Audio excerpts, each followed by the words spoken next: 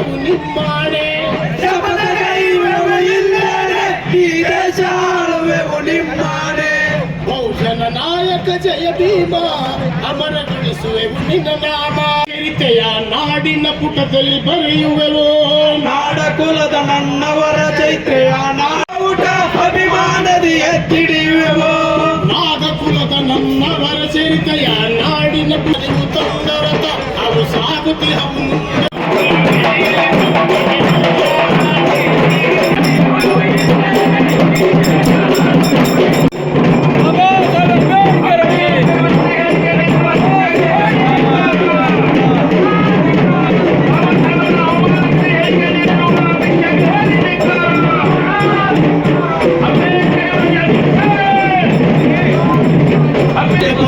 ಕೋಟ್ಯಾಧೀಶರ ಕೋಣೆಗೆ ಬಂತು 47ರ ಸ್ವಾತಂತ್ರ್ಯ 47ರ ಸ್ವಾತಂತ್ರ್ಯ ಯಾರಿಗೆ ಬರಲಿಲ್ಲ ಬಡವರ ಮನೆಗೆ ಬರಲಿಲ್ಲ ಬೆಳಕಿನ ಕಿರಣ ತರಲಿಲ್ಲ ಹೋಳಿನ ಕಡಲನ್ನು ಬತ್ತಿಸಲಿಲ್ಲ ಸಮತೆಯ ಹೂವನ್ನು ಹರಳಿಸಲಿಲ್ಲ ಹೋಳಿನ ಕಡಲನ್ನು ಬತ್ತಿಸಲಿಲ್ಲ ಸಮತೆಯ ಹೂವನ್ನು ಹರಳಿಸಲಿಲ್ಲ ಹಣವಾಯಿಗೆ ಬಂದು ಕೂರ್ಬೇಕು ವೇದಿಕೆ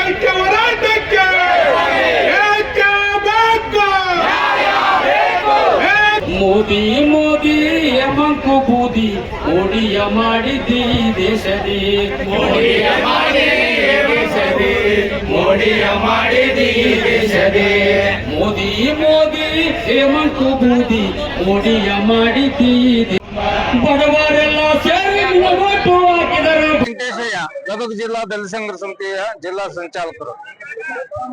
ಇವತ್ತಿನ ದಿವಸ ನಾವು ಏನು ಈ ಪ್ರತಿಭಟನೆಗೆ ಬಂದಿರತಕ್ಕಂತ ಉದ್ದೇಶ, ಭಾರತ ದೇಶ ಬಾಬಾ ಸಾಹೇಬ್ ಅಂಬೇಡ್ಕರ್ ಅವರು ಕೊಟ್ಟಿರ್ತಕ್ಕಂತ ಸಂವಿಧಾನದ ನೆರಳಿನಲ್ಲಿ ನಾವೆಲ್ಲ ಸಮಾಜದ ಕನಸುಗಳೊಂದಿಗೆ ಬದುಕನ್ನ ಕಟ್ಟಿಕೊಳ್ಬೇಕು ಅಂತ ಪ್ರಯತ್ನ ಪಟ್ಟು ಆ ಹಾದಿಯಲ್ಲಿ ನಾವು ನಡೀತಾ ಇದ್ದೇವೆ. ಇದನ್ನ ಸಹಿಸಲಾರದ ಜಾತಿವಾದಿ ಮನುವಾದಿ ಗೂಂಡಾಗಳು ಬಾಬಾ ಸಾಹೇಬ್ ಅಂಬೇಡ್ಕರ್ ಅವರ ಬಗ್ಗೆ ಅವಮಾನಕರವಾಗಿ ಹೇಳಿಕೆಯನ್ನು ನೀಡುವ ಮೂಲಕ ಬಾಬಾ ಸಾಹೇಬ್ ಅಂಬೇಡ್ಕರ್ ಅವಮಾನ ಮಾಡಿದ್ದಾರೆ. ಈ ಸಮಸ್ತ ಬಾಬಾ ಸಾಹೇಬ್ ಅಂಬೇಡ್ಕರ್ ಅವರ ಅಭಿಮಾನಿಗಳಿಗೆ ಅವಮಾನ ಮಾಡಿದರೆ, ಈ ನಾಡಿನ ಮೂಲ ನಿವಾಸಿಗಳಿಗೆ ಅವಮಾನ ಮಾಡಿದ್ದಾರೆ. ಅದಕ್ಕೋಸ್ಕರ ಅವರು ಸಮಸ್ತ ಮೂಲ ನಿವಾಸಿಗಳಿಗೆ ಕ್ಷಮೆ ಕೇಳಬೇಕು. ಮೊಟ್ಟ ಮೊದಲ ಬಾರಿಗೆ ಬಾಬಾ ಸಾಹೇಬ್ ಅಂಬೇಡ್ಕರ್ ಅವರಿಗೆ ಕ್ಷಮೆ ಕೇಳಬೇಕು. ಜೊತೆಗೆ ತಾವು ಅಧಿಕಾರವನ್ನ ಕೂಡಲೇ ತಮ್ಮ ಏನು ಗೃಹ ಸಚಿವ ಅಂತ ಏನು ಇದ್ದಾರೋ ಅವರು ತಮ್ಮ ಸಚಿವ ಸ್ಥಾನಕ್ಕೆ ತಕ್ಷಣ ಮಾನ ಮರ್ಯಾದೆ ಇದ್ದರೆ ರಾಜೀನಾಮೆ ಕೊಡಬೇಕು. ರಮೇಶ್ ಬಾಳಂಬ್ಳವರ ಗದಗ ಜಿಲ್ಲಾ ದೇಶ ಸಂಚಾಲಕರು ಏನಿವತ್ತು ರಾಜ್ಯದ ಎಲ್ಲ ಸಂಘಟನೆಗಳು ಏನಿವತ್ತು ನಮಗೆ ಜಿಲ್ಲೆಗಳಿಗೆ ಕರೆ ಕೊಟ್ಟಿದ್ರು, ಆ ಕರೆಯ ಒಂದು ಮೇರೆಗೆ ರಾಜ್ಯದ ಎಲ್ಲ ಮೂಲೆ ಮೂಲೆಗಳಿಂದ ನಮ್ಮ ಡಾಕ್ಟರ್ ಬಾಬಾ ಸಾಹೇಬ್ ಅಂಬೇಡ್ಕರ್ ಅವರ ಅಭಿಮಾನಿಗಳು ಮತ್ತು ಹಿತೈಷಿಗಳು ಎಲ್ಲರೂ ಕೂಡ ಇವತ್ತು ಬೆಂಗಳೂರಿನ ಫ್ರೀಡಂ ಪಾರ್ಕ್ನಲ್ಲಿ ಸೇರಿದ್ದೇವೆ. ಉದ್ದೇಶ ಏನು, ಮೊನ್ನೆ ಗೃಹ ಮಂತ್ರಿ ಆಗಿರ್ತಕ್ಕಂಥ ಅಮಿತ್ ಶಾ ಅವರು ಒಂದು ಹೇಳಿಕೆಯನ್ನು ಕೊಟ್ಟರು. ಆ ಹೇಳಿಕೆ ಏನಪ್ಪ ಅಂದ್ರೆ ಅಂಬೇಡ್ಕರ್ ಅಂಬೇಡ್ಕರ್ ಅಂಬೇಡ್ಕರ್ ಅಂಬೇಡ್ಕರ್ ಅಂತ ಹೇಳೋ ಬದಲಿಗೆ ನೀವು ದೇವರನ್ನ ಸ್ಮರಿಸಿದ್ರೆ ನಿಮ್ಗೆ 7 ಜನ್ಮಕ್ಕೆ ಪುಣ್ಯ ಬರ್ತದ ಅಂತ ಮಾತು ಹೇಳಿದ್ರು. ಆ ಒಂದು ಹೇಳಿಕೆಯನ್ನು ಖಂಡಿಸಿ ಇಲ್ಲಿವರೆಗೂ ಕೂಡ ಎಲ್ಲಾ ಜಿಲ್ಲಾ ಕೇಂದ್ರಗಳಲ್ಲಿ ಮಾಡಿದ್ದಾರೆ. ಅದೇ ರೀತಿ ನಾವು ಗದಗ ಜಿಲ್ಲೆಯಲ್ಲಿ ಕೂಡ ಕಾರ್ಯಕ್ರಮಗಳನ್ನು ಸಾಕಷ್ಟು ಮಾಡಿದ್ದೇವೆ. ಇವತ್ತು ರಾಜ್ಯ ಸಮಿತಿಯ ಆದೇಶದ ಮೇರೆಗೆ ನಾವೆಲ್ಲ ಇಲ್ಲಿ ಕಾರ್ಯಕ್ರಮದಲ್ಲಿ ಪಾಲ್ಗೊಂಡಿದ್ದೇವೆ. ಈ ಉದ್ದೇಶ ನಮ್ಮ ಗೃಹ ಮಂತ್ರಿಗಳು ಏನಿವತ್ತು ಸಂವಿಧಾನದ ಅಡಿಯಲ್ಲಿ ಗೃಹ ಮಂತ್ರಿ ಆಗಿದ್ದಾರೆ, ಅದನ್ನು ಮರ್ಚಿದ್ದಾರೆ. ಅವರಿಗೆ ಯಾವ್ದೋ ದೇವರು ದಿಂಡ್ರು ಕೊಟ್ಟಿದೆ ಆ ಅಧಿಕಾರ ಆ ಕುರ್ಚಿ ಅನ್ನೋದನ್ನ ಅವ್ರು ತಿಳ್ಕೊಂಡಿದ್ದಾರೆ. ಅವರು ಯಾವ ಒಂದು ಕಾನೂನು ಅಡಿಯಲ್ಲಿ, ಯಾವ ಒಂದು ಸಂವಿಧಾನ ಅಡಿಯಲ್ಲಿ ನಾನು ಈ ಕುರ್ಚಿಗೆ ಬಂದು ಕೂರ್ತೀನಿ ಅದನ್ನು ಹೊರತು ಅವರು ಸನಾತನವಾದವನ್ನ, ಮನೋವಾದವನ್ನ ಜಾರಿಗೆ ತಂದು ಈ ದೇಶದಲ್ಲಿ ಅರಾಜಕತೆಯನ್ನು ಮಾಡ್ತಾ ಇದ್ದು, ಈ ದೇಶದ ಜನರ ಮನಸ್ಸುಗಳನ್ನ ಹೊಡಿತಾ ಇದ್ದು, ಈ ದೇಶದ ಬಹುತ್ವ ಭಾರತದ ಎಲ್ಲಾ ಜನರ ಭಾವನೆಗಳನ್ನ ಅವರು ಒಂದು ಕೀಳು ಮಟ್ಟದಿಂದ ಕಾಡ್ತಾ ಇದ್ದು, ಕೇವಲ ಕೈ ಬೆಳಗ್ಗೆ ಎಡಿಕಾಪ್ನಲ್ಲಿ ಕೂಡ ಗೃಹ ಮಂತ್ರಿ ಆಗಿದ್ರು ಅವರು ಕುರಿತ ಸರ್ಕಾರದಲ್ಲಿ. ಅವನು ಕೂಡ ಅವ್ರಿಗೆ ವಿರುದ್ಧ ಸಾಕಷ್ಟು ಕೇಸುಗಳದವು, ಗುಂಡಾ ಕೇಸುಗಳದವು. ಅವನು ಕೂಡ ಗಡಿಪಾರು ಮಾಡಿದ್ರು ಅವರು ಆ ರಾಜ್ಯದಿಂದ. ಅಂತವನು ಇವತ್ತು ಒಬ್ಬ ಗೃಹ ಮಂತ್ರಿ ಆಗಿದ್ದಾರೆ ರಾಷ್ಟ್ರದಲ್ಲಿ ಅಂತಂದ್ರೆ ಅದಕ್ಕೆ ಸಂವಿಧಾನದ ಕಾರಣ. ಆ ಎಲ್ಲಾ ಕೇಸುಗಳು ಇರ್ತಕ್ಕಂತ ವ್ಯಕ್ತಿ ಅಲ್ಲಿ ಕುಂದ್ರಕ್ಕೆ ಅವರು ಅಂತ ನಾಲಾಯಕ ಒಬ್ಬ ವ್ಯಕ್ತಿಯನ್ನ ಕುರ್ಚಿಯನ್ನು ಕುಂದ್ರಿಸಿದ್ದು ಈ ಸರ್ಕಾರ ಒಂದು ಜನರಿಗೆ ಅನ್ಯಾಯ ಮಾಡ್ತದೆ ಅನ್ನೋದು ಈ ದೇಶದ ಜನರಿಗೆ ಗೊತ್ತಾಗ್ತಾ ಇದೆ. ಕೂಡಲೇ ಬಿಜೆಪಿ ಅವರು ಅವರನ್ನ ಸ್ಥಾನದಿಂದ ವಜಾಗೊಳಿಸಬೇಕಂತೇಳಿ ಇವತ್ತು ನಾವೆಲ್ಲ ಒತ್ತಾಯ. ನಾನು ವಾಸುದೇವ್ ಹುಣಸಿಮಠ್, ಬಿಳಿಗಿರಿ ಶಾಖೆ ಕೆಲಸ ಸಮಿತಿ ಸಂಚಾಲಕರು. ಇವತ್ತು ಯಾಕೆ ನಾವು ಗದಗದಿಂದ ಇಲ್ಲಿ ಬೃಹತ್ ರ್ಯಾಲಿ ತಗೊಂಡು ಇವತ್ತು ಏನು ಕರ್ನಾಟಕ ದಲಿತ ಸಂಘ ಸಮಿತಿ ಒಂದು ಒಕ್ಕೂಟ ಏನಿದೆ, ಇವತ್ತು ಅಂಬೇಡ್ಕರ್ ವಾದ ಮತ್ತು ಇನ್ನಿತರೆ ಒಂದು ಸಂಘ ಸಂಸ್ಥೆಗಳು ಸೇರಿ ಇವತ್ತು ಬೃಹತ್ ಆಕಾರದ ಒಂದು ಈ ಪ್ರತಿಭಟನೆಗೆ ನಾವು ಬಂದಿದ್ದೇವೆ. ಇದು ಏನಂದ್ರೆ ಸಂವಿಧಾನ ವರ್ಚಸ್ ಮನುವಾದ, ಅಂದ್ರೆ ಇದು ನಿರ್ಣಯ ಸಮಯ. ಯಾಕಂದ್ರೆ ಇವತ್ತು ಅಮಿತ್ ಶಾ ಅವರು ಬಾಬಾ ಸಾಹೇಬ್ ಅಂಬೇಡ್ಕರ್ ಬಗ್ಗೆ ಹೇಳಿದಂತ ಅವೇಳನಕಾರಿ ಮಾತುಗಳನ್ನ ಹಿಂಪಡಿಬೇಕು ಮತ್ತು ಮಂಡಿ ಊಡಿ ಅವರು ಬಾಬಾ ಸಾಹೇಬ್ ಅಂಬೇಡ್ಕರ್ಗೆ ಕ್ಷಮೆ ಕೋರಬೇಕು ಅಂತ ನಮ್ಮ ಒತ್ತಾಯ. ಮತ್ತು ಈಗಾಗಲೇ ನಾವು ಗದಗ ಜಿಲ್ಲೆಯಾದಂತ ನಾವು ಪೂರ್ತಿಯಾಗಿ ಗದಗ್ ಬಂದ್ ಅನ್ನು ಆಚರಣೆ ಮಾಡಿದ್ದೇವೆ, ಗದಗ್ ಬಂದ್ ಮಾಡಿದ್ದೇವೆ, ಯಶಸ್ವಿಯಾಗಿದೆ. ಅದೇ ರೀತಿ ಕೊಪ್ಪಳ ಜಿಲ್ಲಾ ಮತ್ತು ರಾಯಚೂರು ಹಾಗೂ ಹುಬ್ಬಳ್ಳಿ ಆಗಿರ್ಬೋದು, ಧಾರವಾಡ ಆಗಿರ್ಬೋದು, ಬೆಳಗಾಂ ಆಗಿರ್ಬೋದು, ಇಲ್ಲೆಲ್ಲ ನಾವು ಇವತ್ತು ಹೋರಾಟ ಮಾಡಿ ಇವತ್ತೇನು ನಮ್ಮ ದಲಿತ ಸಂಘರ್ಷ ಸಮಿತಿ ಒಕ್ಕೂಟಗಳು ಏನಿದ್ದಾವೋ ಇವು ಎಲ್ಲ ಬೃಹತ್ ಆಕಾರದಾಗ ಇವತ್ತು ನಾವು ಬೆಳಗ್ಗೆ ನಾವು ಬರ್ತಾ ಇದ್ದೇವೆ. ಬೃಹತ್ ಪ್ರಮಾಣದಲ್ಲಿ ಇವತ್ತು ನಾವು ರಾಜ್ಯ ಮಟ್ಟದಲ್ಲಿ ಇವತ್ತೇನು ಅಮಿತ್ ಶಾನ ಹೇಳಿಕೆಗಳನ್ನ ಖಂಡಿಸಿ ಇವತ್ತು ಅಮಿತ್ ಶಾ ಏನಿದಾನ ನಾಲ್ಕು ಅಮಿತ್ ಶಾ ಇವನಿಗೆ ನಾಚಿಕೆ ಇಲ್ಲ, ಮರ್ಯಾದೆ ಇಲ್ಲ. ಅದ್ರ ಜೊತೆಗೆ ಮೋದಿಯವರಿಗೆ ನಾಚಿಕೆ ಮರ್ಯಾದೆ ಇದ್ರೆ ಅವನಿಗೆ ಮಂದಿ ಊರಿ ಕ್ಷಮೆಯನ್ನು ಕೇಳಬೇಕು ಮತ್ತು ಅವನ ಡಿಮಾಂಡ್ ಮಾಡಬೇಕು. ಯಾಕಂದ್ರೆ ನಾಚಿಕೆಟ್ಟ ಈ ರಾಜಕಾರಣಿ ಈ ದೇಶದಾಗ ಇರಬಾರ್ದು. ಬಾಬಾ ಸಾಹೇಬ್ ಅಂಬೇಡ್ಕರ್ ಕೊಟ್ಟಂತ ಸಂವಿಧಾನ ಉಳಿಬೇಕು. ಮನೋವಾದಿಯನ್ನು ನಾವು ಅಡ್ಡ ಹಾಕ್ಲಿಕ್ಕೆ ನಾವು ಬಂದಿದ್ದೇವೆ, ಮನೋವಾದಿಯನ್ನು ನಾವು ಅಡ್ಡ ಹಾಕ್ತೇವೆ. ಇದು ಎರಡನೇ ಒಂದು ಕೋರೆಗಾಲ ಯುದ್ಧ ಅಂತ ತಿಳ್ಕೋಬೇಕು. ಯಾಕಂದ್ರೆ ಬಂಧುಗಳೇ, ಇದು ಎರಡನೇ ಕೋರೆಗಾಲ ಯುದ್ಧ. ಏನು ಮಹಾಜನರು 500 ಜನರು ಪೇಶ್ವೆಗಳನ್ನ 28,000 ಕೊಂದ್ರು, ಹಂಗೆ ನಾವು 4-6 ಜನ ನಿಮ್ ಕಾಣ್ತಾ ಇರಬಹುದು. ನಿಮ್ಮನ್ನ ಮನೋವಾದಿಗಳನ್ನ ನಾವು ಸರ್ವನಾಶ ಮಾಡ್ಲಿಕ್ಕೆ ನಾವು ಇವತ್ತು ನಾವು ಬೀದಿಗೆ ಬರ್ತಾ ಇದ್ದೇವೆ. ನಿಮ್ಗೆ ಎಚ್ಚರಿಕೆ ಕೊಡ್ತಾ ಇದ್ದೇವೆ. ಮುಂದೊಂದು ದಿನ ನಿಮ್ಮ ಚುನಾವಣೆಯಲ್ಲಿ ನಾವು ಏನು ಅನ್ನೋದು ನಮ್ಮ ಭಾರತ ದೇಶದಲ್ಲಿ ನಾವು ತೋರಿಸ್ತೇವೆ ಅಂತ ಹೇಳ್ತಾ ಜೈ ಭೀಮ್, ಜೈ ಕರ್ನಾಟಕ.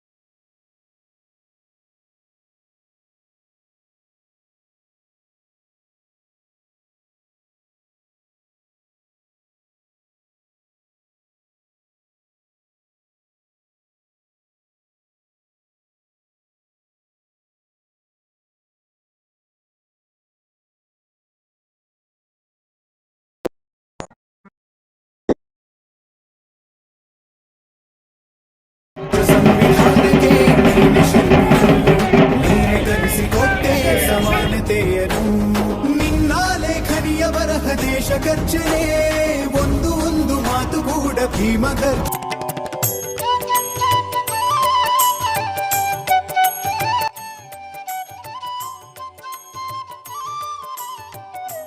ಸಾರ್ವಭೌಮ ಸಮಾಜವಾದಿ ಭಾರತವನ್ನು ಒಂದು ಸಾರ್ವಭೌಮ ಸಮಾಜವಾದಿ ಸರ್ವಧರ್ಮ ಸಮಭಾವದ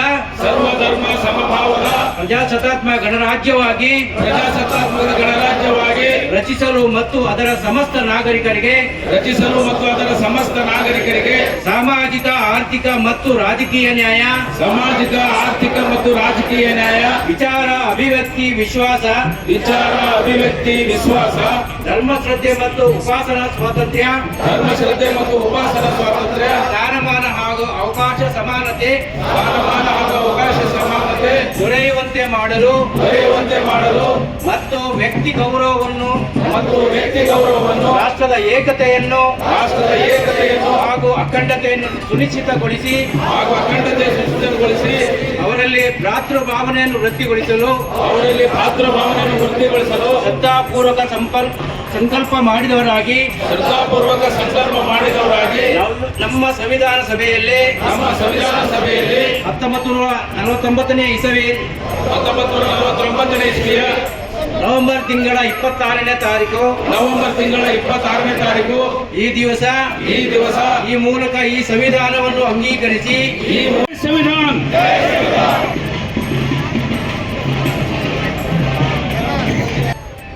ಗುಜರಾತ್ನಲ್ಲಿ ಒಂದು ದಾರುಣವಾದ ಕೊಲೆಯ ಕಾರಣಕ್ಕಾಗಿ ಗಡೀಪಾರಾಗಿದ್ದಂಥ ವ್ಯಕ್ತಿ,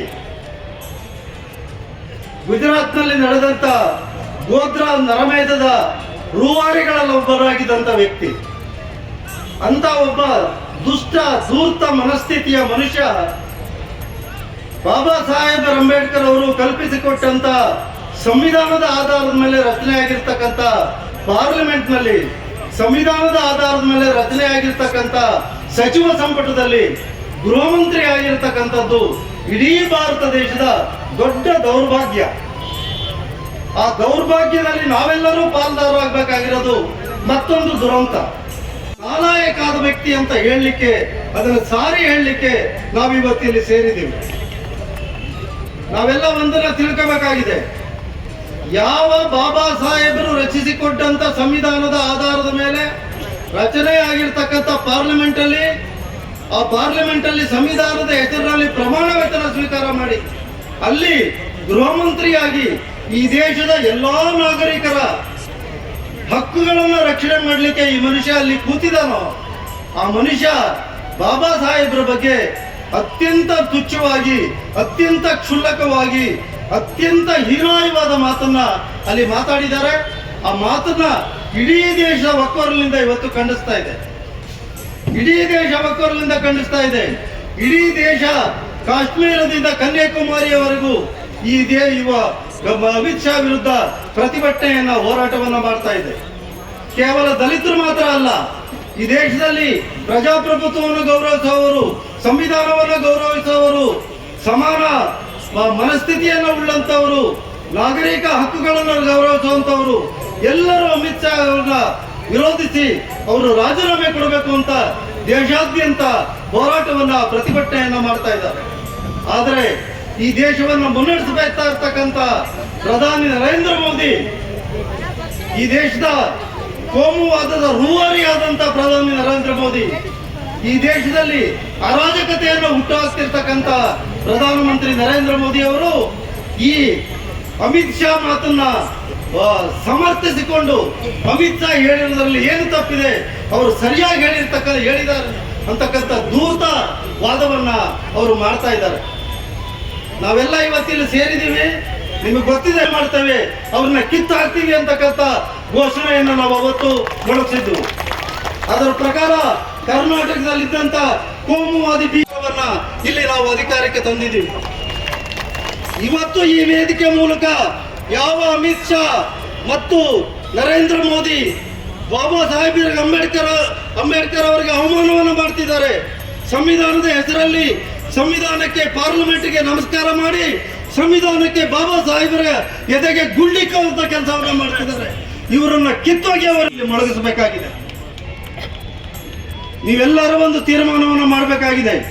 ಈ ದೇಶದನ್ನ ಆಳಿದಂತ, ಕಟ್ಟಿದಂತ, ಈ ದೇಶಕ್ಕೆ ಸ್ವಾತಂತ್ರ್ಯವನ್ನು ತಂದುಕೊಟ್ಟಂತ ಆನಂದ ತ್ಯಾಗರಾಜ ಅವರನ್ನ ಕಾರಣವೇ ಇಲ್ಲದೆ 2.5 ವರ್ಷ ಜೈಲಲ್ಲಿದ್ದಂತ ಹೀನ ಜನದ್ರೋಹಿ ಸರ್ಕಾರ ಈ ಬಿಜೆಪಿ ಸರ್ಕಾರ. ಧೂಳಿಪಟ ಮಾಡುವಂತ ಸಂವಿಧಾನದ ಹೆಸರಿನಲ್ಲೇ ಸಂವಿಧಾನವನ್ನು ನಾಶ ಮಾಡುವಂತ ಕೆಲಸವನ್ನ ಇವರು ಮಾಡ್ತಿದ್ದಾರೆ. ಕೊಂಡಾಡದೇ ಇರಬಹುದು. ಇವತ್ತು ಇಡೀ ಜಗತ್ತು ಬಾಬಾ ಸಾಹೇಬರನ್ನ ಕೊಂಡಾಡ್ತಾ ಇದೆ. ಬಾಬಾ ಸಾಹೇಬರು ಅಂತಂದ್ರೆ ಇವತ್ತು ಇಡೀ ಜಗತ್ತಿಗೆ ಬೆಳಕಿನ ಸಂಕೇತ, ಅವರು ಜ್ಞಾನದ ಸಂಕೇತ. ಅವರಿಗೆ ನೀವು ಬಸಿ ಬೆಳಿಲಿಕ್ಕೆ ಹೋದ್ರೆ ನಾವು ನಿಮ್ಮನ್ನ ಯಾವ ಕಾರಣಕ್ಕೂ ಸಹಿಸೋದಿಲ್ಲ. ಅದಕ್ಕೆ ಇದು ಆರಂಭ ಮಾತ್ರ. ಇದು ಆರಂಭ ಮಾತ್ರ. 2028ರಲ್ಲಿ ನಿಮ್ಮನ್ನ ಮನೆಗೆ ಕಳಿಸೋವರೆಗೂ ನಾವು ನಿರಂತರವಾಗಿ ಇದನ್ನು ಮುಂದುವರಿಸ್ತಾ ಇದ್ದೀವಿ. ನೀವು ಏನೇನು ಅನ್ಯಾಯಗಳನ್ನ ಮಾಡಿಕೊಂಡಿದ್ದೀರಿ, ಇಡಿಗೆ ಇಟ್ಕೊಂಡು, IT ಇಟ್ಕೊಂಡು, CBI ಇಟ್ಕೊಂಡು ಪ್ರಜಾಸತ್ತಾತ್ಮಕ ಶಕ್ತಿಗಳನ್ನ ಮಣಿಸುವಂತ ದುಸ್ಸಾಹಸವನ್ನ ಏನ್ ನೀವು ಮಾಡ್ತಾ ಇದ್ದೀರಿ, ಅದಕ್ಕೆ ನಾವು ಹಿಮ್ಮೆಟ್ಟಿಸ್ತಾ ಇದ್ದೀವಿ. ಯಾರ್ಯಾರು ಮಾಡಬಾರದ ಭ್ರಷ್ಟಾಚಾರವನ್ನ ಮಾಡಿ ಕೊಳಕಿಡಿದು ಕೊಳಿತಾ ಇದ್ದಾರೋ ಅವ್ರನ್ನೆಲ್ಲ ನೀವು ಬಿಜೆಪಿಗೆ ಸೇರ್ಕೊಂಡು ಅವರ ಪಾಪಗಳಿಗೆ ಮನ್ನಣೆಯನ್ನು ಕೊಡ್ತಾ ಇದ್ದೀರಿ. ಯಾರು ಡೆಮಾಕ್ರೆಟಿಕ್ ಆಗಿ ಆಯ್ಕೆ ಆಗಿದ್ದಾರೋ ಅವರಿಗೆ ತೊಂದರೆ ಕೊಡುವಂತ ಕೆಲಸವನ್ನು ಮಾಡ್ತಾ ಇದ್ದೀರಿ. ಭಾರತದ ಜನತೆ ಯಾವ ಕಾರಣಕ್ಕೂ ನಿಮ್ಮನ್ನ ಕ್ಷಮಿಸಲ್ಲ. ನಿಮಗೆ ನಾವು ನಿಮ್ಮ ಯಾರು ಋಷಿ ಮುನಿಗಳು ಏನು ಶಾಪ ಕೊಡ್ತಾ ಇದ್ರು ಅಂತ ಹೇಳ್ತಿದ್ರು, ಬಾಬಾ ಸಾಹೇಬ್ರ ಹೆಸರಲ್ಲಿ ನಾವಿವತ್ತು ನಿಮಗೆ ಶಾಪ ಕೊಡ್ತಾ ಇದ್ದೀವಿ. ಆಚೆ ಕಟ್ಟಲ್ಲ. ನೀವು ಮರ್ಯಾದೆಯಿಂದ ನಮ್ಮೊಳಗೆ ಒಬ್ಬರಾಗಿ, ನೆಮ್ಮದಿಯಿಂದ, ಪ್ರಾಮಾಣಿಕತೆಯಿಂದ ನಮ್ಮವರು ಒಳಗೆ ಒಬ್ಬರಾಗಿ ನೀವು ಬದುಕತ್ತಿದ್ರ ಬದುಕಿ. ಇಲ್ಲಂತಂದ್ರೆ ಈ ಏಷ್ಯಾದಿಂದ ನೀವು ಬಂದಿದ್ರಲ್ಲ, ನೀವೇನು ಭಾರತದವರಲ್ಲ. ನೀವು ಹಂಚಿಕೊಂಡು ತಿನ್ಕೊಂಡು ಬೆಂಕಿ ಹಚ್ಚದೇನೆ, ಕಿತೂರಿ ಮಾಡ್ದೇನೆ, ಕಿತಾಪತಿ ಮಾಡ್ದೇನೆ ಬದುಕಲಿಕ್ಕೆ ನಿಮಗೆ ಶಕ್ತಿ ಇಲ್ಲದೆ ಹೋದ್ರೆ ನೀವು ದಯವಿಟ್ಟು ನಿಮ್ಮ ಮೂಲ ಸ್ಥಾನಕ್ಕೆ ಹೋಗಿ. ನೀವು ಈ ಮಾತನ್ನ ಎಚ್ಚರಿಕೆಯನ್ನ ನಾನು ಇಡೀ ದಲಿತ ಜನಸ್ತಂಭದ ಪರವಾಗಿ, ಕರ್ನಾಟಕದ ದಲಿತ ಚಳುವಳಿಗಳ ಪರವಾಗಿ ಮೋದಿ ಅಮಿತ್ ಶಾಗೆ ನಾನು ಕೊಡ್ತಾ ಇದ್ದೀನಿ. ಇನ್ನೊಂದು ಎಚ್ಚರಿಕೆಯನ್ನು ಕೊಟ್ಟು ನಾನು ಮಾತು ಮುಗಿಸ್ತಾ ಇದ್ದೀನಿ. ಅಮಿತ್ ಶಾ, ನೀನು ಏನು ಪಾಪದ ಕೆಲಸ ಮಾಡಿದೀಯಾ? ನೀನು ನೇರವಾಗಿ ಇಡೀ ಜಗತ್ತಿನ ಎದುರು ಮಂಡಿ ಊರಿ, ಬಾಬಾ ಸಾಹೇಬರ ಪ್ರತಿಭೆ ಎದುರು ಮಂಡಿ ಊರಿ ಕೂತು ನೀನು ಬೇಡ್ಕೋಬೇಕು. ನನ್ನ ಅಪರಾಧವಾಗಿದೆ, ನನ್ನನ್ನು ಕ್ಷಮಿಸಿ ತಂದೆ, ಬಾಬಾ ಸಾಹೇಬ್ರೆ ನನ್ನ ಕ್ಷಮಿಸಿ, ನನ್ನ ಪಾಪವನ್ನು ಕ್ಷಮಿಸಿ ಅಂತ ನೀವು ಕೇಳ್ಕೋಬೇಕು. ಆ ಕೇಳ್ಕೊಳ್ಳೋವರೆಗೂ ನಾವು ವಿರೋಧಿಸೋದಿಲ್ಲ. ನಾನು ಮಾಡ್ತೀನಿ. ನರೇಂದ್ರ ಮೋದಿ ಅವರಿಗೆ ಏನಾದರೂ ಜವಾಬ್ದಾರಿ ಇದ್ರೆ, ಸಂವಿಧಾನದ ಬಗ್ಗೆ ಕಿಂಚಿತ್ತಾದ್ರೂ ಗೌರವ ಇದ್ರೆ ಪಾರ್ಲಿಮೆಂಟ್ ಮೆಟ್ಲಿಗೆ ನಮಸ್ಕಾರ ಮಾಡೋದಲ್ಲಪ್ಪ. ನೀನು ಬಾಬಾ ಸಾಹೇಬ್ ಅಂಬೇಡ್ಕರ್ ಅವರ ಅರಿವಿಗೆ, ಅವರ ತಿಳುವಳಿಕೆಗೆ ನಮಸ್ಕಾರ ಮಾಡಬೇಕು. ಅವರಿಗೆ ಅವಮಾನ ಮಾಡಿದಂತ ಅಮಿತ್ ಶಾ ಅದನ್ನ ಕಿತ್ತಾಕಿ ನೀವು ಮನೆ ಕಳಿಸ್ಬೇಕು. ಆ ಕೆಲಸವನ್ನು ಮಾಡದೇ ಇದ್ರೆ ನಿಮ್ಮನ್ನು ಮನೆ ಕಳಿಸ್ತೀವಿ ಅನ್ನೋ ಎಚ್ಚರಿಕೆಯನ್ನು ಕೊಟ್ಟು ನನ್ನ ಮಾತನ್ನ ಮುಗಿಸ್ತಾ ಇದ್ದೀನಿ. ನಮಸ್ಕಾರ ಎಲ್ಲರಿಗೂ. ಜೈ ಭೀಮ್. ಜೈ ಜೈ ಜೈ ಜೈ ಜೈ ಭೀಮ್. ಜೈ ಜೈ ಜೈ ಜೈ ಜೈ. ನಮಸ್ಕಾರ. ಈ ಒಂದು ಹೋರಾಟದ ಮುಂಚೂಣಿಯಲ್ಲಿ ಗುರುತಿಸಿಕೊಂಡಿರ್ತಕ್ಕಂತಹ ಎಲ್ಲ ಮುಖಂಡರುಗಳಿಗೂ ಹಾಗೂ ಈ ವೇದಿಕೆಯ ಮುಂಭಾಗದಲ್ಲಿರ್ತಕ್ಕಂತಹ ಎಲ್ಲ ರಾಜ್ಯಾದ್ಯಂತ ಬಂದಿರತಕ್ಕಂತಹ ಬಂಧುಗಳಿಗೂ ನಾನು ನಮಸ್ಕರಿಸುತ್ತಾ, ಈಗಾಗಲೇ ಪ್ರಾಸ್ತಾವಿಕವಾಗಿ ಬಹಳಷ್ಟು ದೀರ್ಘವಾಗಿ ನಮ್ಮ ವನ್ನಾಪುರರು ಅದರ ವಿರುದ್ಧವಾಗಿ ಪ್ರತಿಭಟನೆಗಳನ್ನ ಏನು ನಡೀತಿದ್ವು, ಆ ಪ್ರತಿಭಟನೆಗಳಿಗೆ ಹೆದರ್ಕೊಂಡು ಆ ಒಂದು ವಿಷಯವನ್ನ ಬದಿಗಿಟ್ಟಿದ್ದಾರೆ. ಅದನ್ನ ಇನ್ನೂ ಹೊರಗಡೆ ಹಾಕಿಲ್ಲ, ಬದಿಗಿಟ್ಕೊಂಡಿದ್ದಾರೆ.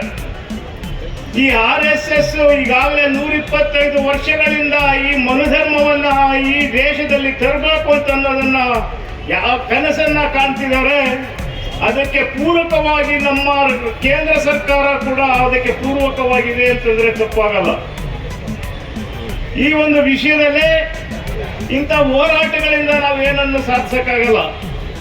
ದೇಶಾದ್ಯಂತ ಇದೊಂದು ದೊಡ್ಡ ಹೋರಾಟ ನಡೀಬೇಕು.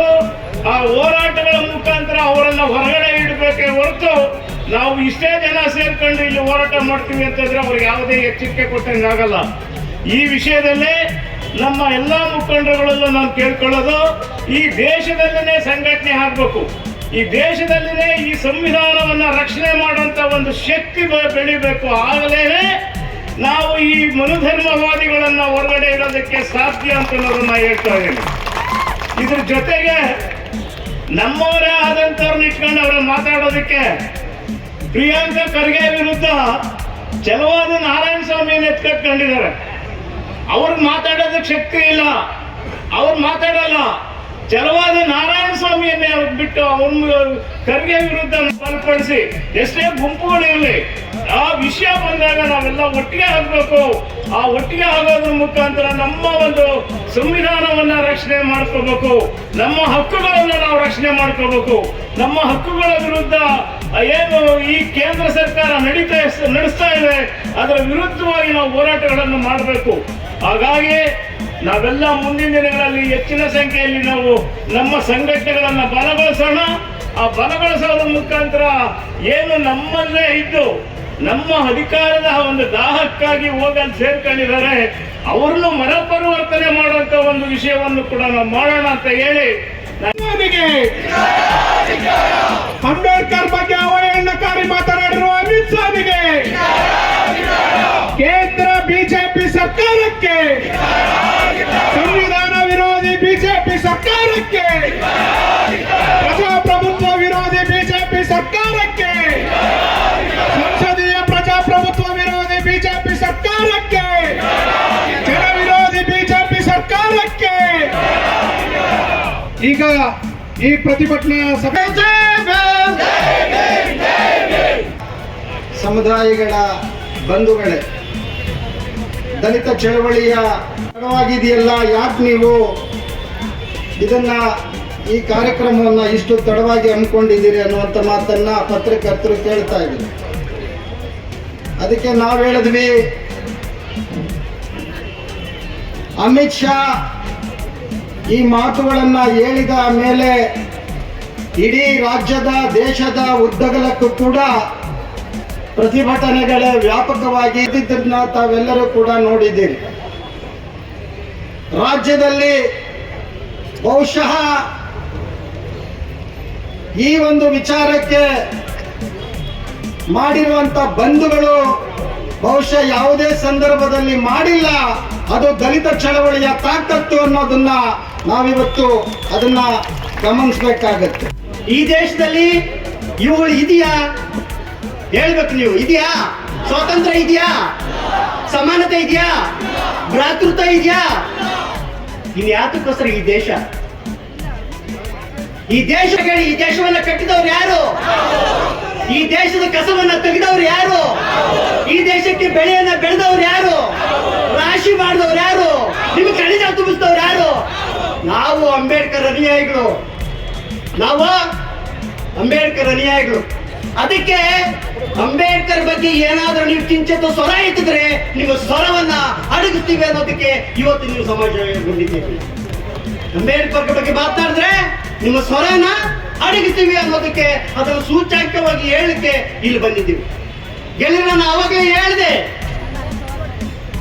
ಶತಮಾನಗಳಿಂದ ನಮ್ಮನ್ನ ದೂರ ಇಟ್ಟಿದ್ರಿ ನೀವು, ನಮ್ಮ ಬದುಕನ್ನ ಕಸಿದ್ಕೊಂಡಿದ್ರಿ, ಊರಿಂದ ಹೊರಗಡೆ ಇಟ್ಟಿದ್ರಿ.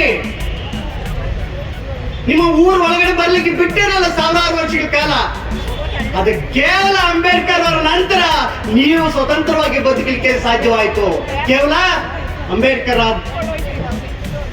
ಅಂತ ಸ್ವಾಭಿಮಾನಿ ಅಂಬೇಡ್ಕರ್ ಬಗ್ಗೆ ಒಬ್ಬ ಶಾ ಹೇಳ್ತಾನೆ, ಅಂಬೇಡ್ಕರ್ ಅಂಬೇಡ್ಕರ್ ಅಂಬೇಡ್ಕರ್ ಅನ್ನೋದು ಒಂದು ಫ್ಯಾಷನ್ ಆಗಿದೆ ಅಂತ. ಅಗರ್ ಇತನಾ ಬಾರ್ ಭಗವಾನ್ का नाम लिया तो तुमको 7 जन्म तक ಸ್ವರ್ಗ ಮಿಲ್ತಾತ ಅಂತ ಹೇಳ್ತಾನೆ. 7 ಜನ್ಮಗಳಾಗಷ್ಟು ಸ್ವರ್ಗ ಎಲ್ಲಿದೆ ಸ್ವಾಮಿ? ಸ್ವರ್ಗ ನರಕ ಯಾತ್ರೆ ಪಡಿತಾ ಇರ್ತಕ್ಕಂಥ 67% ಜನಕ್ಕೆ ಸ್ವರ್ಗ ಸಿಕ್ಕಿದ್ಯಾ? ದುಡಿಯೋದು ಹೋಗಿದ್ಯಾ? ಬದುಕು ಹೋಗಿದ್ಯಾ? ನಮ್ಮ ಮೇಲೆ ರೇಪ್ ಆಗೋದು ನಿಂತಿದ್ಯಾ? ದೌರ್ಜನ್ಯಗಳಾಗೋದು ನಿಂತಿದ್ಯಾ? ನಿಂತಿದ್ಯಾ? ಇನ್ನು ಈ ಕ್ಷಣಕ್ಕೆ ಈ ದೌರ್ಜನ್ಯಗಳು ನಿಂತಿಲ್ಲ. ಎಂದಾದ್ರೂ ಒಕ್ಕಲಿಗರ ಮೇಲೆ, ಬ್ರಾಹ್ಮಣರ ಮೇಲೆ, ಕ್ಷತ್ರಿಯ ಮೇಲೆ ದೌರ್ಜನ್ಯಗಳಾಗಿದ್ದಂತ ಪತ್ರಿಕೆಗಳಲ್ಲಿ ನೋಡಿದ್ದೀರಾ? ಯಾಕೆ ನಾವು ಅಷ್ಟು ಕೀಳಾಗಿದ್ವು ಈ ದೇಶಕ್ಕೆ? ಈ ದೇಶವನ್ನ ಕಟ್ಟಿದವರು ನಾವು. ಬಲಾತ್ಕಾರದಿಂದ ನಮ್ಮನ್ನು ಹೊರಗಾಕಿರ್ತಕ್ಕಂಥವ್ರು ನೀವು. ಈ ದೇಶದ ಶ್ರಮಜೀವಿಗಳು ನಾವು. ವಲಿಯರು, ಮಾದಿಗರು, ಕರಮರು, ಪರಿಚರು, ಬೋವಿ, ಒಡ್ಡ ಇತ್ಯಾದಿ 100 ಜಾತಿಗಳು ಈ ದೇಶದ ವಾರಸ್ತಾರು. ಯಾರು ಈ ದೇಶದ ವಾರಸ್ತಾರು? ಯಾರು ಈ ದೇಶದ ವಾರಸ್ತಾರು? ಯಾರು ಈ ದೇಶಕ್ಕೆ ಬದುಕು ಕಟ್ಟಿಕೊಟ್ಟಿರತಕ್ಕಂಥವ್ರು? ನಿಮ್ಮ ಕಣಜ ತುಂಬಿಸಿರೋರು ನಾವು, ದುಡಿದವರು ನಾವು, ಹುತ್ತವರು ನಾವು, ಬಿತ್ತಿದವರು ನಾವು. ಬಿತ್ತಿ ನೀವು ಕಣಜ ತುಂಬಿದಾಗ ಸೇರು ಬಡ್ಡಿ ಒಂದು ಸೇರು ಕಾಳೆತ್ಕೊಂಡು ಹೋಗಿರ್ತಕ್ಕಂಥವ್ರು ಈ ಜನ. ಒಂದು ಸೇರು ಕಾಳೆತ್ಕೊಂಡು ಹೋಗಿರ್ತಕ್ಕಂಥ ಈ ಜನ. ಅದಕ್ಕೆ ಅಂಬೇಡ್ಕರ್ ಕೇವಲವಾಗಿದೆ ನಿಮಗೆ. ನಮ್ಮ ದೇಶದ ಈ ಸ್ವತಂತ್ರ ಬಂದ ನಂತರ, ಪ್ರಜಾಪ್ರಭುತ್ವದ ನಂತರ, ಈ ಸಂವಿಧಾನವನ್ನು ಒಪ್ಪಿಕೊಂಡ ನಂತರ ಅನೇಕ ದಲಿತರು ಮಂತ್ರಿಗಳಿದ್ದಾರೆ, ಮೆಂಬರ್ಗಳಿದ್ದಾರೆ. ಆ ಮೋದಿ ಶಾ ಹೇಳುವಾಗ ನಿಮ್ಮ ಬಾಯಿ ಕಟ್ಟಿತ್ತ ಸ್ವಾಮಿ? ನೀವು ಬಾಯಿ ಕಟ್ಟಿತ್ತ? ನೀವು ಯಾಕೆ ಮೀಸಲಾತಿ ಅಡಿಯಲ್ಲಿ ನೀವು ಅಲ್ಲಿ ಹೋಗಿದ್ದೀರಿ? ಮೀಸಲಾತಿ ಬಿಟ್ಟು ನೀವು ಹೊರಗಡೆ ಬರ್ಬೇಕಾಗಿತ್ತು. ನೀವು ನೋಡಿ, ಜನರಲ್ ಆಗಿ ನಿಂತು ಗೆಲ್ರಿ ನೋಡೋಣ. ಅಮಿತ್ ಶಾ, ನಿಮಗೊಂದು ಮಾತು ಹೇಳ್ತೀವಿ.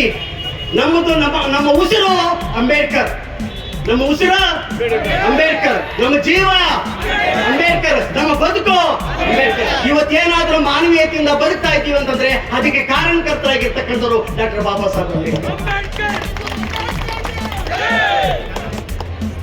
ಈ ನೆಲೆಯಲ್ಲಿ ಇರ್ತಕ್ಕಂಥವ್ರು, ಇಷ್ಟು ದುಡಿತಕ್ಕಂಥ ಜನರಿಗೆ 67% ಇರ್ತಕ್ಕಂಥ ಜನರಿಗೆ ಸ್ವಾಭಿಮಾನ ಇಲ್ಲ. ಆ ಸ್ವಾಭಿಮಾನ ತಂದುಕೊಟ್ಟಿರ್ತಕ್ಕಂಥ ಅಂಬೇಡ್ಕರ್ ಬಗ್ಗೆ ನೀವು ಕೇವಲವಾಗಿ ಮಾತಾಡ್ತಾ ಇದ್ದೀರಿ. ಇದನ್ನ ಯಾರು ಸಹಿಸಕ್ಕಾಗೋದಿಲ್ಲ. ಈ ಜನಾಂಗ ಯಾರು ಸಹಿಸಕ್ಕಾಗಲ್ಲ. ಧರ್ಮ ಅಂತೆ ಧರ್ಮ. ಇವತ್ತು ಹೆಚ್ಚಿಗೆ ವ್ಯಾಪಕವಾಗಿ ಧರ್ಮದ ಬಗ್ಗೆ ಮಾತಾಡ್ತಾ ಇದ್ದಾರೆ. ಯಾವುದು ಧರ್ಮ? ನನ್ನ ಜನನ ಬೀದಿಗಳಲ್ಲಿ ಎಳೆದು ಅವಮಾನಕರವಾಗಿ, ತುಚ್ಛವಾಗಿ ದೌರ್ಜನ್ಯ ಮಾಡುವಾಗ ನಿಮ್ಮ ಧರ್ಮ ಏನಾಗಿತ್ತು ಸ್ವಾಮಿ? ಒಬ್ಬ ಚರ್ಮ ತೆಗೆದ ಅಂತ ಹೇಳ್ಬಿಟ್ಟು 7-8 ಜನ ಸೇರಿ ಅವಮಾನ ಮಾಡಿ ಬನ್ನಿ ಕಟ್ಟಿ ಎಳ್ಕೊಂಡು ಹೋಗುವಾಗ ನಿಮ್ಮ ಧರ್ಮ ಎಲ್ಲಿತ್ತು ಸ್ವಾಮಿ? ನನ್ನ ಹೆಣ್ಣು ಮಗಳೊಬ್ಬಳನ್ನ ರೇಪ್ ಮಾಡಿ 8 ಜನ ರೇಪ್ ಮಾಡುವಾಗ ನಿಮ್ಮ ಧರ್ಮ ಎಲ್ಲಿತ್ತು ಸ್ವಾಮಿ? ಅವಳು ಪೊಲೀಸ್ ಸ್ಟೇಷನ್ಗೆ ಹೋದ ದೂರು ಕೊಟ್ಟಕ್ಕೆ ನಡ ಮಕ್ಕಂಡಿದ್ದು. ಅವ್ರು ಮಾತನಾಡಕ್ಕೆ ನಾಲ್ಗೆ ಕತ್ತರಿಸಿದ್ರಿ ನೀವು, ಅವಳು ಸೊಂಟ ಮುರಿದಿದ್ರಿ ನೀವು. ಕೊನೆಗೆ ತಂದೆ ತಾಯಿಗಳಿಗೆ ಶವವನ್ನು ತೋರಿಸತಕ್ಕಂಥ ಧರ್ಮ ನಿಮ್ಮ ಧರ್ಮ, ನೀಚ ಧರ್ಮ. ಈ ಧರ್ಮವನ್ನು ನಾವು ನಂಬಬೇಕಾ? ಈ ಧರ್ಮವನ್ನು ನಾವು ನಂಬಬೇಕಾ? ನಮ್ಮದೇ ಆದ ಧರ್ಮಕ್ಕೆ, ನಮ್ಮದೇ ಆದಂತ ದೇಶಕ್ಕೆ, ನಮ್ಮದೇ ಆದಂತ ಪ್ರಜಾಪ್ರಭುತ್ವದ ಅಡಿಯಲ್ಲಿ ಇರ್ತಕ್ಕಂಥ ಬದುಕನ್ನು ಕಟ್ಕೊಳ್ಳಕ್ಕೆ ಎಲ್ಲರೂ ಸನ್ನದ್ಧರಾಗಬೇಕು. ನೀವೆಲ್ಲರೂ ಸನ್ನದ್ಧರಾಗಬೇಕು. ನಾವು ಹೇಡಿಗಳಲ್ಲ ಬಂಧುಗಳೇ, ನಾವು ಯಾರು ಹೇಡಿಗಳಲ್ಲ. ನೀವು ಅನುಯಾಯಿಗಳು, ಅಂಬೇಡ್ಕರ್ ಅನುಯಾಯಿಗಳು. ನೀವು ಹೊರದೇಶದಿಂದ ಬಂದಿರ್ತಕ್ಕಂಥವ್ರು ಸ್ವಾಮಿ. ಹೊರದೇಶದಿಂದ ಬಂದಿರ್ತಕ್ಕಂಥ ನಿಮ್ಮನ್ನು ಅಲ್ಲಿಗೆ ಕಳಿಸ್ತಕ್ಕಂಥ ಸಮಯ ಬರ್ತದೆ. ನೀವು ದೇಶ ಬಿಟ್ಟು ತೊಲಗಿಸಬೇಕು. ಕೇವಲ 3% ಇರ್ತಕ್ಕಂಥ ಜನ ನೀವು ದೇಶವನ್ನು ಆಳ್ತಾ ಇದ್ದೀರಿ. ನಾವೆಲ್ಲ ಹೋಗ್ಬೇಕು? ಈ ಪ್ರಶ್ನೆ ನಿಮ್ಮಲ್ಲಿ ಎಲ್ಲರಲ್ಲಿ ಮೂಡಬೇಕು.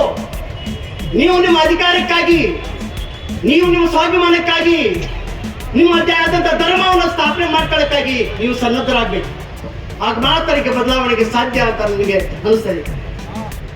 ಓ ಜನರೇ ಹೇಳಿ, ನನ್ನ ಜನರೇ ಎದ್ದೇಳಿ, ಹಳೆ ಮತದ ಹೊಳೆಯಲ್ಲ, ಹೊಸ ಮತಿಯ ಹೊಳೆಯಲ್ಲ.